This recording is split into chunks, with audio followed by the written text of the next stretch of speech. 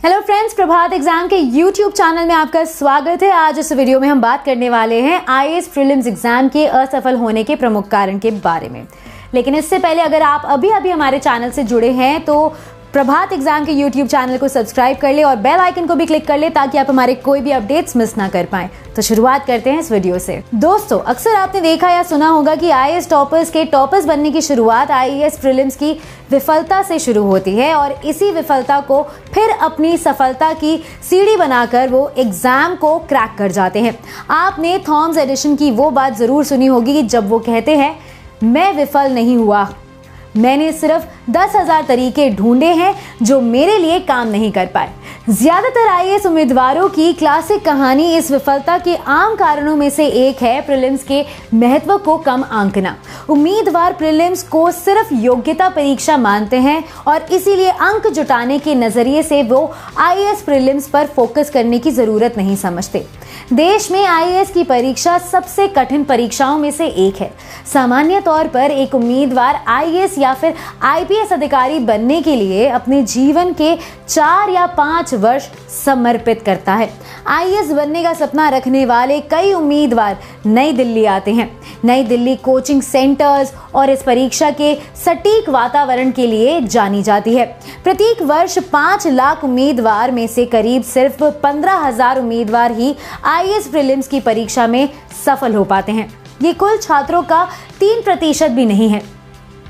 ये आंकड़े वाकई निराशाजनक हैं क्योंकि इनके पीछे 97% सपनों का टूटना और आकांक्षाओं का खोना छिपा है।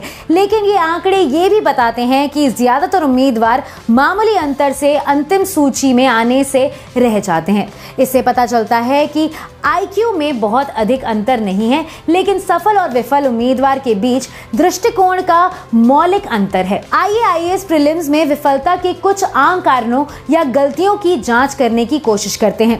विफल होने का डर। एकमात्र चीज जिसे हमें डरना चाहिए वो डर खुद है। Franklin D.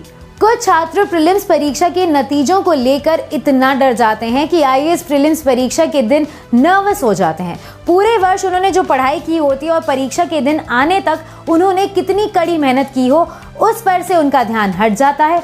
परीक्षा के दौरान नर्वस होना और डर महसूस करना बहुत ही सामान्य है, लेकिन परीक्षा के दिन इनसे बचने का सबसे अच्छा तरीका है परीक्षा से पहले जितना अधिक हो सके समयबद्ध टेस्ट दें और प्रश्नों के प्रकार के संदर्भ में अपने प्रदर्शन का विश्लेषण करें। इससे परीक्षा के दौरान चिंता को कम करने में निश्चित रूप से मदद मिलेगी क्योंकि आपको इतना विश्वास आ जाएगा कि कई प्रश्नों के सटीक उत्तर नहीं जानने के बावजूद आप प्रतियोगिता से बाहर नहीं हुए हैं। But we should always remember, only a student who has tasted failure can ledger the true meaning of success. Prelims के महत्व को कम आंकना। कई उम्मीदवार मानते हैं कि सिर्फ आईएएस की मुख्य परीक्षा ही ज्ञान और बुद्धिमत्ता की सच्ची परीक्षा है और आईएएस प्रीलिम्स योग्यता परीक्षा भर है। इस मिथ को जितना जल्द हो सके तोड़ना बहुत जरूरी है क्योंकि जमीन से आरंभिक सीढ़ियों को चढ़े बिना कोई भी शीर्ष पर नहीं पहुंच सकता। ये तथ्य है कि आईएएस मेंस सब्जेक्टिव परीक्षा है जो उम्मीदवार को उनके उत्तरों के माध्यम से उनकी क्षमताओं को सिद्ध करने का अधिक अवसर देती है। लेकिन यदि आप आईएएस प्रीलिम्स में विफल हो जाएंगे तो इस अवसर तक पहुंच नहीं पाएंगे। आईएएस प्रिलिमिनरी एग्जाम विषय को आपने कितनी अच्छी तरह से समझा है इसका सच्चा टेस्ट होता है क्योंकि ज्यादातर प्रश्न कथन आधारित होते हैं। सबसे अच्छा सुझाव होगा कि आईएएस की तैयारी में आप पूरक दृष्टिकोण अपनाएं। आंकड़ों और वर्तमान अंश से तैयारी करना शुरू करें और महत्वपूर्ण तथ्यों को चिन्हित करें क्योंकि इससे आपको वस्तुनिष्ठ प्रश्नों को हल करने में मदद मिलेगी और मुख्य परीक्षा में तथ्य आपको वर्तमान मुद्दों या विषय पर आपके तर्क का समर्थन करने में मदद मिलेगी। परीक्षा के दौरान समय प्रबंधन का अभाव। समय प्रबंधन वो ढीला छोर है जिसे आपको यथासंभव समयबद्ध टेस्ट का अभ्यास करने कसने की जरूरत है।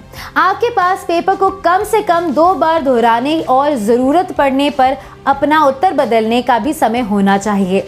आपको एक बार प्रश्न पत्र पढ़ने के लिए जितना समय चाहिए उसका एक लक्षित समय निर्धारित करें और जिन प्रश्नों के उत्तर के लिए आप 110% निश्चित हैं उन्हें तुरंत अंकित कर लीजिए। आईएएस प्रीलिम्स में 100 प्रश्नों से औसतन 40 प्रश्न ही ऐसे होते हैं जो सीधे सीधे पूछे जाते हैं और जिनके जवाब आप एक बार में दे सकते हैं। पहला चरण जितना जल्दी हो सके पूरा कर लेना चाहिए। आप जितने प्रत्येक प्रश्नों को हल कर सकते हैं उन्हें हल करने की कोशिश करिए, क्योंकि ये परीक्षा का सबसे अधिक अंक दिलाने वाला हिस्सा होता है।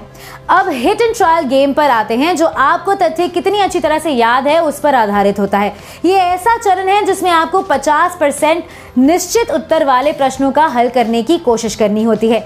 इसमें समय और सोचने की जरूरत पड़ती है, इसलिए सबसे पहले प्रश्न का विश्लेषण करें और फिर उत्तर दें।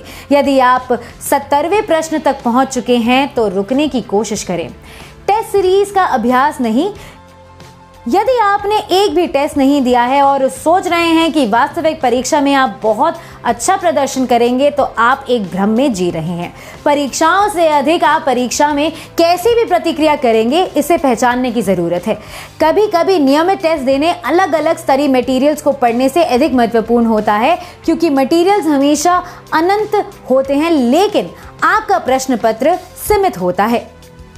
इसीलिए आपको निश्चित समय से निश्चित संख्या में प्रश्नों में महारत हासिल करने के लिए अभ्यास करने की जरूरत है।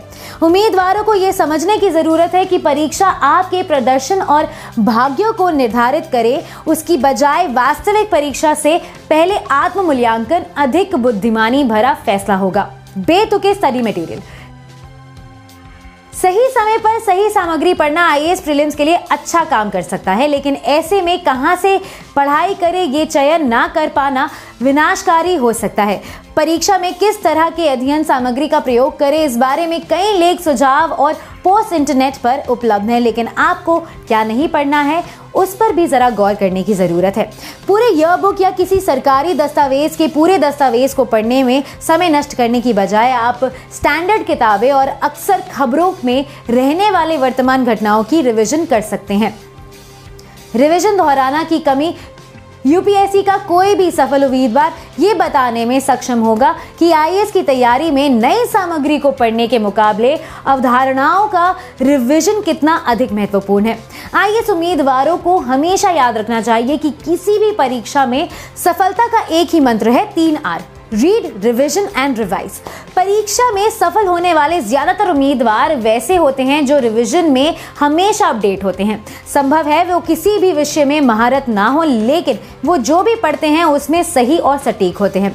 आईएएस प्रीलिम्स की धुरी याद रखने और विश्लेषण करने पर टिकी है और ये दोनों ही यथासंभव रिवीजन पर सिद्ध किया जा सकता है। निष्कर्ष: ज्यादातर उम्मीदवार आईएएस अधिकारी बनने की प्रतिक्रिया पर ध्यान लगाने की बजाय आईएएस अधिकारी बनने पर मिलने वाले दर्जे और विलासिता के मायाजाल में फंसे रहते हैं।